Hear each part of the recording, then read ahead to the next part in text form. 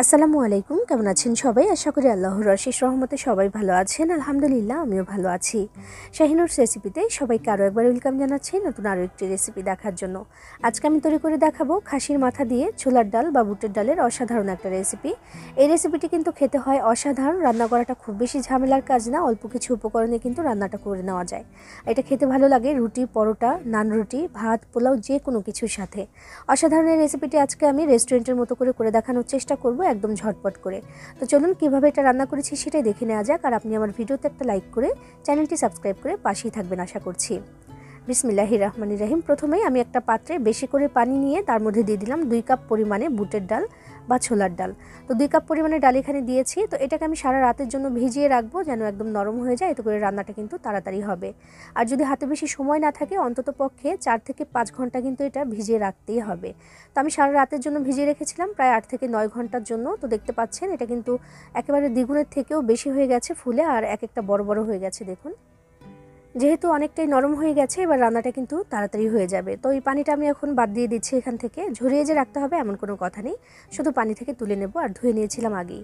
তো এখানে নিয়েছি আমি খাসির মাথা। এখানে বড় সাইজের একটা খাসির মাথা আছে, যেটা আমি কেটে ধুয়ে পরিষ্কার করে নিয়েছি। তো এটা দিয়ে কিন্তু আজকে রান্নাটা হবে। বিসমিল্লাহির রহমানির রহিম। এখানে আমি একটা হাঁড়ি বসিয়ে দিয়েছি চুলায় এবং তেল দিয়ে দিলাম 1 কাপ পরিমাণে। তেলটা যখন একটু গরম হয়ে আসবে তখন এখানে 2টা স্টিক দিয়ে দিলাম দারুচিনির, 4টি এলাচ আর 2টা তেজপাতা দিয়ে দিয়েছি। একটু নেড়ে চেড়ে নিচ্ছি যেন সুন্দর একটা গন্ধ ছড়াতে পারে। একটু সামান্য নেড়ে চেড়ে এবার এখানে দিয়ে দিতে হবে পেঁয়াজ কুচি। আমি এখানে পেঁয়াজ কুচি দিয়ে দিচ্ছি 1.5 কাপ পরিমাণে।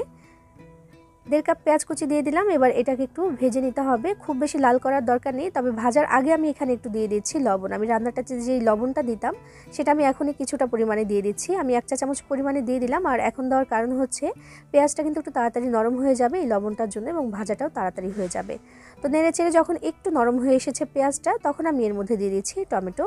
আর টমেটো দিয়ে দিলাম আমি বড় সাইজের একটা, সেটাকে একটু ছোট করে কেটে আমি দিয়ে দিয়েছি। টমেটোটা দিলে রান্নাটা খেতেও ভালো লাগবে আর দেখতেও কিন্তু কালারটা অনেক সুন্দর আসবে।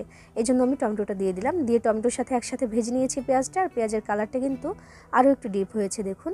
এখানে এখন দিয়ে দিতে হবে কিছু মশলা। আমি 1 টেবিল চামচ পরিমাণে আদা বাটা দিলাম, 1 টেবিল চামচ পরিমাণে রসুন বাটা দিয়ে দিচ্ছি।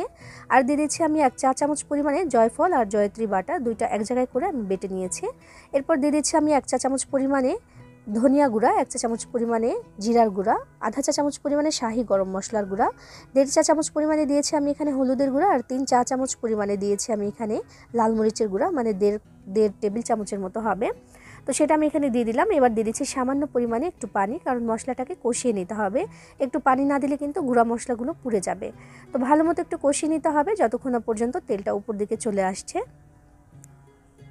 মশলাটা ভালো করে না কষানো হলে কিন্তু কাঁচা মশলার গন্ধ থেকে যাবে, যেমন আদা রসুন এগুলোর গন্ধ কিন্তু থেকেই যাবে। এই জন্য ভালো মতো একটু ভাজা ভাজা করে এটাকে কষিয়ে নিয়েছি আমি। আর তেলটা কিন্তু উপর দিকে চলে এসেছে। এবার আমি এখানে দিয়ে দিলাম খাসির মাথাটা। তো দিয়ে আমি ভালো মতো একটু নেড়ে চেড়ে নিচ্ছি, প্রথমে একসাথে মিশিয়ে দিচ্ছি।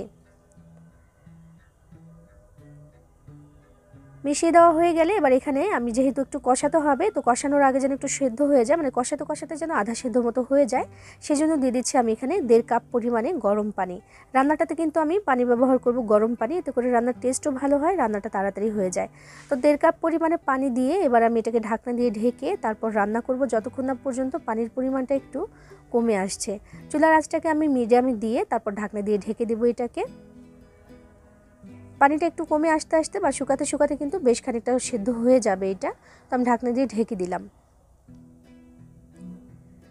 প্রায় 10 থেকে 15 মিনিট লাগবে এই পানিটা এই পর্যায়ে নেমে আসতে, যেহেতু চুলার আঁচটা খুব বেশি বাড়িয়ে দেইনি আমি। তো এরপরে নেড়েচেড়ে এটাকে কষিয়ে নিতে হবে।